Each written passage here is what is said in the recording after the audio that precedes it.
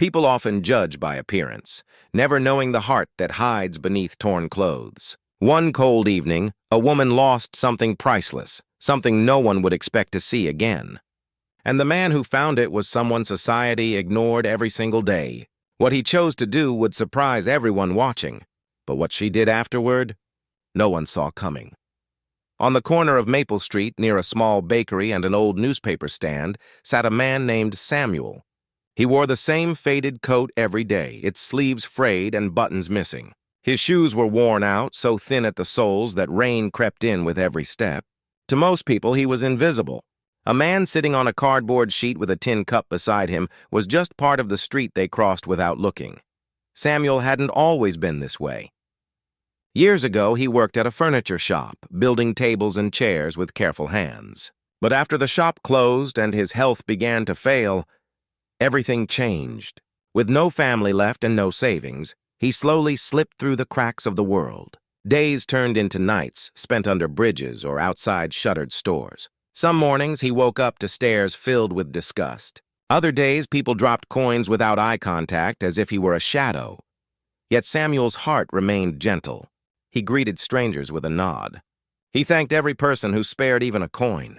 When he found a stray puppy shivering by a trash bin last winter, he wrapped it in his own blanket and stayed cold instead. He named the little dog Coco, and though he barely had enough for himself, he always saved a piece of bread for her.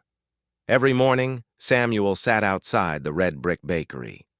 The smell of warm bread gave him comfort, though hunger clawed at his stomach. He remembered better days. Days when his wife, Maria, would bake honey rolls and laugh at how he burned his fingers trying to steal one early. She'd passed away 6 years ago, and with her, his world faded. Still, Samuel believed in goodness. He believed in doing what was right, even when no one was watching. Children sometimes waved at him. Elderly Mrs. Thompson from the newspaper stand offered him leftover tea on cold mornings. But most people passed by quickly, as though kindness cost too much. One gray afternoon, the wind blew harder than usual. Samuel pulled his coat tight and patted Coco on the head. Coins were few that day, just enough for a roll of bread. Still, he smiled at the small blessings he had. He looked up at the cloudy sky and whispered a quiet prayer for the people who walked by, hoping their lives were kinder than his. He never imagined that his life, forgotten and unseen, was about to change because of something small, something shiny, something that would test his values in a way most would fail. That evening, the street was busier than usual. Cars rushed by and people from the nearby mall hurried across the sidewalks. Samuel sat quietly, his tin cup beside him, Coco curled at his feet. He watched as a well-dressed woman stepped out of a shiny black car and hurried toward a fancy jewelry shop across the street. Her name was Evelyn. She looked stressed, talking rapidly on her phone, clutching her handbag tightly. Evelyn came from a wealthy family. Everything about her life sparkled, from her clothes to her diamond ring, a gift from her late mother. It wasn't just jewelry.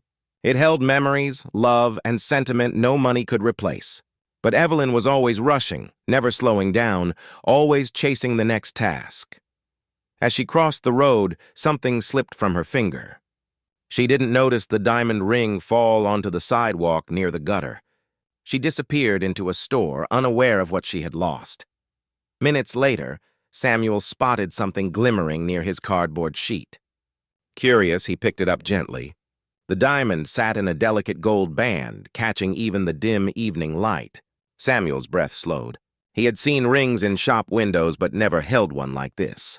He looked around, expecting someone to come searching, but no one noticed. Coco tilted her head at the ring curiously. Samuel slipped it into his pocket, not wanting to draw attention. He knew this ring belonged to someone important, someone who would be heartbroken to lose it. But as the sky darkened and people passed by, another thought quietly crept into his mind.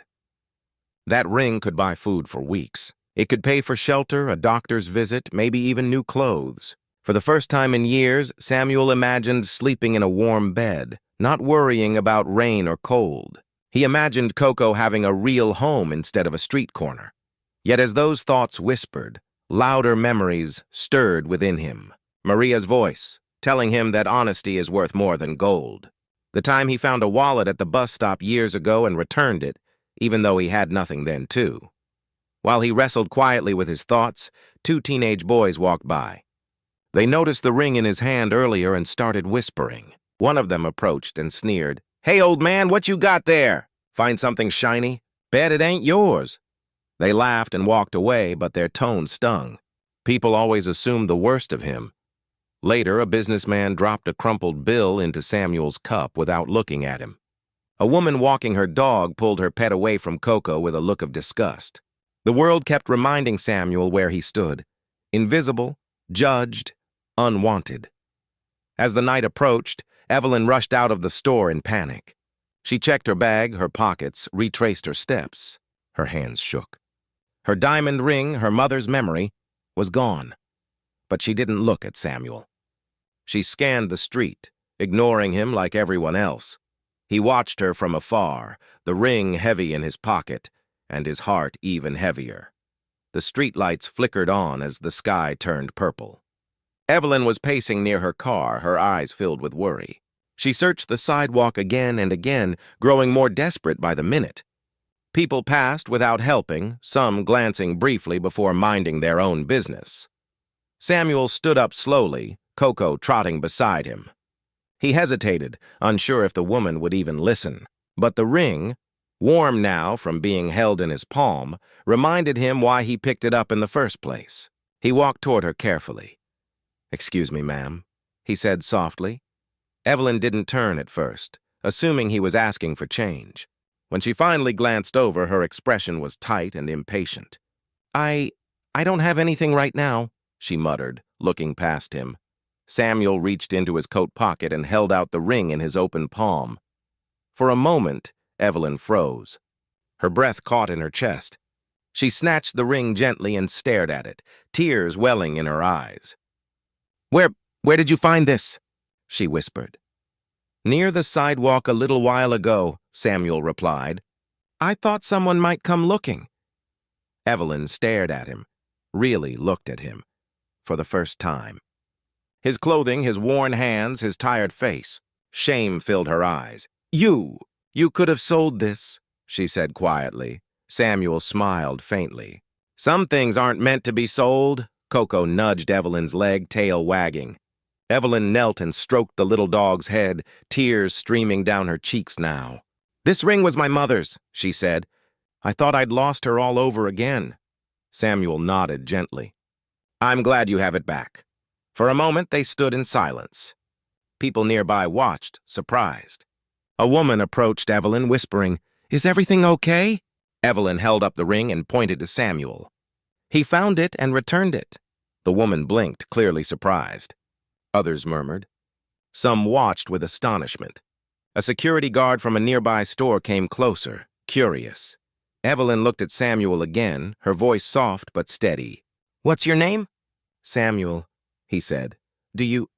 She hesitated. "Do you have somewhere to stay tonight?" He shook his head gently. "Not exactly." Evelyn took a deep breath. "Come with me," he blinked in confusion.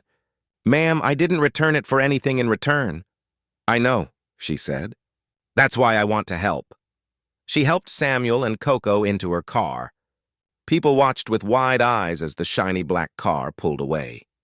Evelyn took them to a small guest house she owned, a place once used for visiting relatives. She arranged a clean bed, a warm shower, and fresh clothes. She brought food for both Samuel and Coco. That night, for the first time in years, Samuel slept under a roof, wrapped in a real blanket.